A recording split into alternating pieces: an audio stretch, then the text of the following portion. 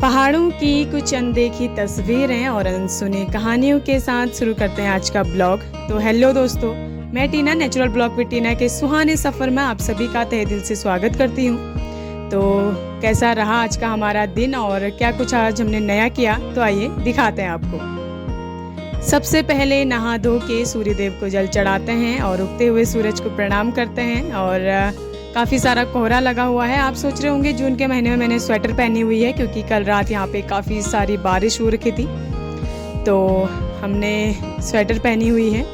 और फिर करते हैं ईश्वर से एक छोटी सी प्रार्थना और फिर करते हैं अपना डेली रूटीन स्टार्ट, वही झाड़ू पोछे का काम। और फिर आज हमें जाना था बाज़ार, और तो ये देखिए खूबसूरत से पहाड़ों के कुछ नज़ारे। और क्योंकि जो सरकार ने गांव घरों में स्वयं सहायता समूह खोले हुए हैं, उसका थोड़ा सा मेरा बैंक में काम था। तो ये देखिए जहाँ तक आपकी नज़र जाएगी आपको बांज के पेड़ देखने को मिलेंगे ऊपर की साइड को। और फिर थोड़े से नीचे जाते हैं तो वहाँ सारे चीड़ दे। और फिर हम चल रहे हैं अभी बाज़ार की तरफ, लगभग 20 से 25 किलोमीटर दूर अपने घर से।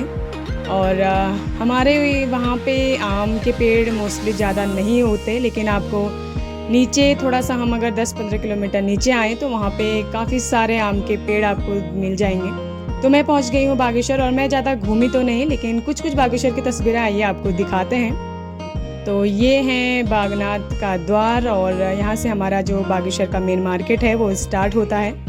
और सबसे पहले मैं बैंक गई और मैं फ़िलअप कर चुकी हूँ। फिर काउंटर से लेते हैं रसीद और फिर जाते हैं बाहर।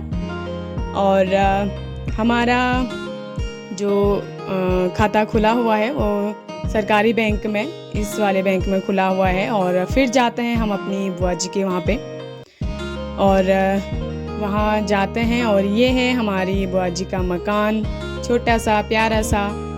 और फिर हम दिखाते हैं आपको बागेश्वर की कुछ छोटी सी तस्वीरें। ये देख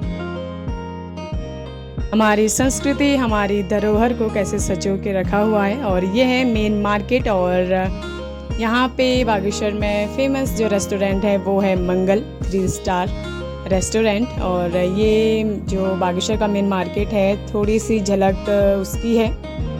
और फिर आ जाते हैं हम फटाफट से घर को और करते हैं लंच, यानी कि खाते हैं दिन का खाना। और फिर थोड़ा सा आराम करके हम जाते हैं खेतों में गुड़ाई करने के लिए। और इस खेतों में हमने लगाया हुआ है भट्ट के पेड़ और भट्ट की दाल और मडवा बोया हुआ है। और हम कर रहे हैं गुड़ाई क्योंकि काफ़ी ज़्यादा खरपतवार इसमें उगी हुई है, और इसे कम से कम एक ही गुड़ाई की आवश्यकता पड़ती है थोड़ा सा पेड़ों को ग्रोथ करने के लिए। और अभी देखिए धूप कितनी ज़्यादा तेज़ आ गई है, क्योंकि सुबह बारिश की वजह से कोहरा लगा हुआ था तो काफ़ी ज़्यादा ठंड थी। फिर धीरे धीरे जो है वो गर्मी बढ़ने लगी। और शाम के टाइम पे बस हमारा जो काम है वो थोड़ा बहुत ख़त्म होने वाला है। और ये है तिमुल, और तिमुल का पेड़, ये तिमुल का पेड़ और ये कच्चे तिमुल, और थोड़ा पक जाने के बाद इसे खाते हैं पहाड़ों में। और फिर हम काटते हैं अपनी गैया और उसकी छोटी सी बच्चिया के लिए चारा, यानी कि हम अभी घास काट रहे हैं। और शाम और सुबह का हमारा यही रूटीन रहता है, गाय और उसकी छोटी सी बच्चिया के लिए चारा काटने का।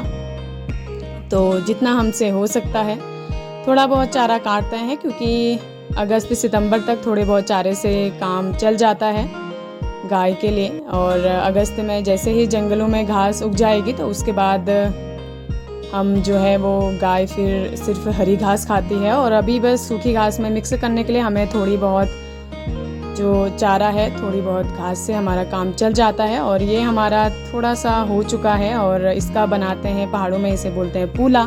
इससे ये बेनिफिट रहता है कि जो छोटे मोटे घास के तिनके होते हैं वो ऊपर अपने घर तक ले जाने में बिखरते नहीं हैं। और फिर हम अपनी गैया और उसकी छोटी सी बच्चिया को बांधेंगे बाहर, ताकि वो भी ठंडी ठंडी हवा खा सके और अपना जो हरा चारा है वो खा सके।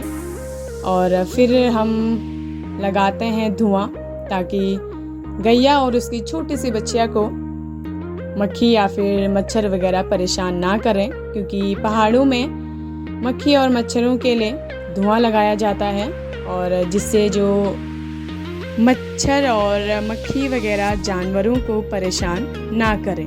और उसके बाद शाम को हम पीते हैं गर्मा गर्म चाय और उसके साथ थोड़ा बहुत टोस्ट के साथ हम पीते हैं चाय। और फिर जाते हैं अपनी गैया के पास और निकालते हैं उसका दूध। और यहाँ पे हमारा जो शाम का काम है वो ख़त्म होता है और उसके बाद वही घर का काम, अंदर रोटी सब्जी और उसके बाद एक प्यारी सी नींद, ताकि दूसरी सुबह उठ के हम फिर से अपनी एक नए जोश और नई उम्मीद के साथ अपने नए दिन की एक बेहतरीन सी शुरुआत कर सकें। और इसी के साथ कुछ अनदेखी तस्वीरें और अनसुनी कहानियाँ पहाड़ों की, वो आपको थोड़ी बहुत झलक दिखाते हैं। और ये देखिए आसमान में बारिश की वजह से रेनबो बना हुआ है, जिसे इंद्रधनुष भी कहते हैं। और ये देखिए हमारे हिमालय का, हमारे पहाड़ का एक खूबसूरत सा नज़ारा आपको दिख रहा है। और उसके बाद हम आपको दिखाते हैं अपना गार्डन। और आइए आपको अपना छोटा सा गार्डन दिखाते हैं। और उसमें उसको दिखाने का ये है कि उसमें जो रोज़ है, गुलाब के पेड़, वो आपको अलग अलग वैरायटी के रोज़ देखने को मिलेंगे।